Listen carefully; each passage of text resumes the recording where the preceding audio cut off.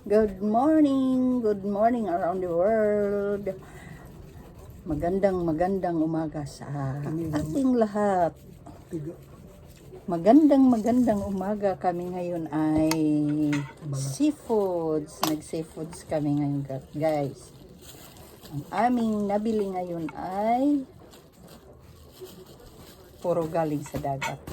Kabili kami ng yari na kinilaw ito, guys, na tigu. Ayan, tigu, paborito namin to, appetizer. May ito, guys, yummy tigu. Yan,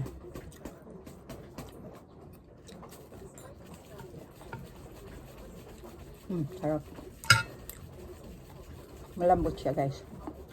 Seafood din. Puro seafood sa aming ulam ngayon.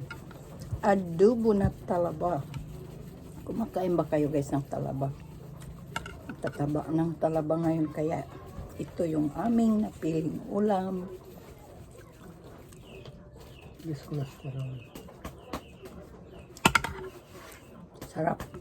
Sarap ng adobo, guys. Yung aking ilinagay dito ay kalamansi ang pampasim. Madali lang lutuin, guys. Lumambot siya agad. Fresh na fresh. And so yummy. May natira naman kami ditong tinola. Ayan. Kaya uubusin din namin ito, guys. Yan. Iwas karne. Tama siya. Dahil senior na tayo, kadalasan ng ating ulam ay seafoods, isda at gulay. Ayan. Fresh na fresh din yung aming isda na nabili. Gulay tayo. Kakain tayo lagi ng gulay, guys.